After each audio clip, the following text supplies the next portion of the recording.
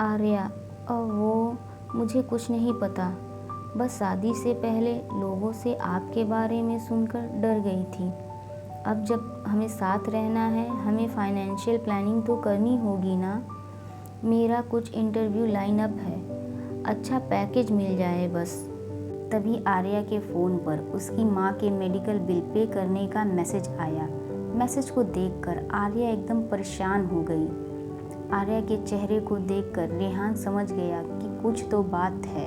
Arya independent और smart होने के साथ साथ खुददार भी थी। उसने रेहान को भी अपनी प्रॉब्लम के बारे में कुछ भी नहीं बताया था। वो बहाना करके वहाँ से निकल गई। रेहान भी सोचता रह गया कि अचानक से उसे क्या हुआ। वहीं कपूर हाउस में संजू की खुशियों का ठिकाना नहीं था। उसके हाथ में एक महंगा ब्रांडेड बैग था। वो बैग के साथ एक के बाद एक सेल्फियां लिए जा रही थी। तभी आर्या घर के अंदर आई। आर्या ने पूछा, संजू पापा कहाँ हैं? संजू ने कहा, पापा तो नहीं हैं अभी। वैसे यहाँ तुम क्या कर रही हो?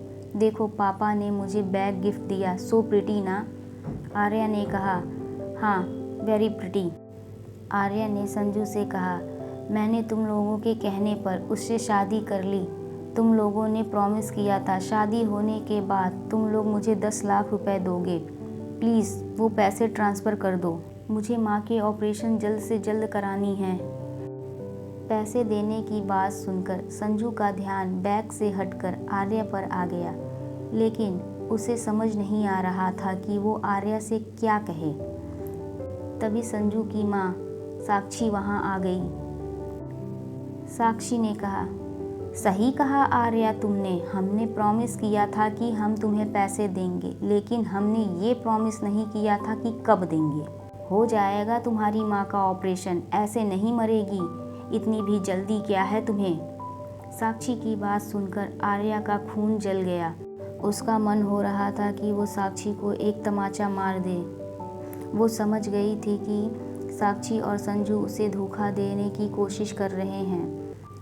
आर्या ने कहा, आपको पता है ना ट्रीटमेंट के लिए कितने पैसे खर्च हो चुके हैं ऑलरेडी। अभी कितना इंटरेस्ट भी देना है मुझे। मैं लिटरली कर्जे में डूब चुकी हूँ।